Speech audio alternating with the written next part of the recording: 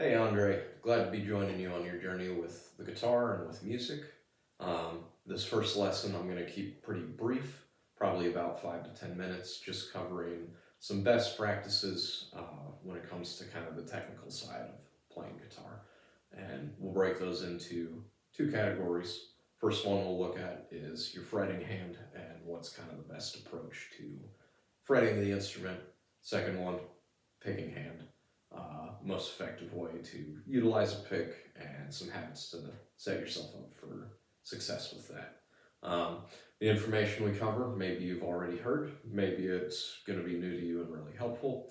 Either way, it'll be helpful for me just gaining an understanding of where you're at with the instrument. So, with that in mind, let's take a look at fretting the instrument. All right, so the first thing I want to look at is kind of some best practices for actually fretting the instrument. And we'll break this down into four parts, right? The first two are kind of general. The first one being how do you have an approach to that optimizes your agility and dexterity in the long run so that you can play, at whatever technical level you want. Second one is how do you get kind of the best sound out of it. And then the two other ones, one of them, the first one kind of runs along with sound, which is, how do you actually, what's the best way to fret the instrument as far as location on the fret? And then the other one is a little bit more general. It just has to do with thumb placement on the back of the neck. So, first looking at dexterity, the analogy that I kind of like to use is if you think of your fingers as being similar to your legs if you were trying to play a sport such as, either football or maybe doing some karate. If you want to optimize how much you're able to move and how quickly you're able to move and respond, you want to keep your knees bent, which are kind of similar to your knuckles in this case. And so it's the same with fretting the instrument. You want to have an approach where your knuckles are bent and you're pretty much ready to go. And so you can just kind of flow through across the fretboard with relative ease, as opposed to, I see a lot of beginners approaching keeping their hands really flat or their fingers really flat like this, and it makes it just harder to move, and it also negatively impacts the sound. And so that's the next part of what I wanted to look at is, keeping the fingers bent also kind of lends to the best quality sound. If you think about fretting chords, when you've got your fingers all nice and bent like that, each string rings out well. If you take, again, kind of keeping your fingers as flat as possible, and it's hard for me to do just because it's not what I practice, but you can hear this finger, which I've got all the way up here on the E string, when my hand is flat like that, it's muting the strings beneath it. So this one's ringing out nice, but everything else, with my finger running into it there, it keeps it from letting those notes ring out.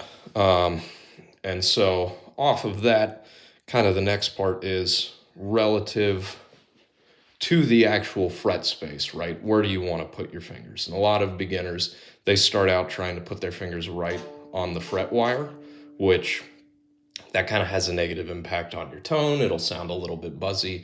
It also kind of squishes your sustain and doesn't let the note ring out as long. So what you want to do is actually be just behind, but not touching the fret wire, kind of like I'm showing there. And that'll just give you a nice sustain, a nice ringing out response. On some of these lower frets back here, right, you don't want to get, like if I'm trying to fret this one, the more back here I get, again, it'll kind of start to negatively impact your tonal quality, your sustain. Again, you want to be about as close up there as you can get. And so then that brings me to the last part for fretting the instrument, which is thumb placement.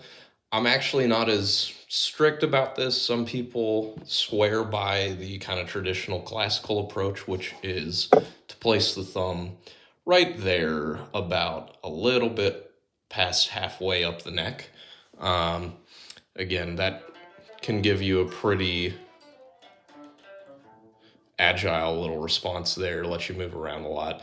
But, you know, a guy like Jimi Hendrix, his hands were really big, and so it was just more comfortable for him to actually have his thumb, you know, coming way up past the top of the back of the neck. So, with that, I would say use your own intuition, kind of figure out what's comfortable. But if you do want to lean on the classical traditional approach, a little bit past halfway up the back of the neck. So that covers fretting. Now we'll look at a little bit more briefly picking technique. So what I see a lot of beginners do with picking is, you know, holding the pick between the fingertip of their pointer finger and then the pad of their thumb. Um, and that may seem like the most, you know, kind of intuitive approach to holding the pick. It actually, it doesn't lend itself to, you know, the best or optimal technique. Um, you have a lot more motion that you kind of have to do to actually get plucked on each of the strings. And then especially for your, you know, if you don't just want to do downstrokes, if you want to do upstrokes kind of like that, that can get pretty cumbersome. So what I recommend for how you hold the pick is actually to take your pointer finger and then tuck it back like that. Place the pick kind of on that first knuckle or a little bit past it, and then clamp your thumb over it like that. And that just kind of optimizes, you know, your wrist motion back here. That's mostly what you're going to be moving up and down. And that's a lot less than trying to do, you know, something like that. And then it also just gives you a lot more for both the downstroke and the upstroke. You'll just be able to go, you know, either direction.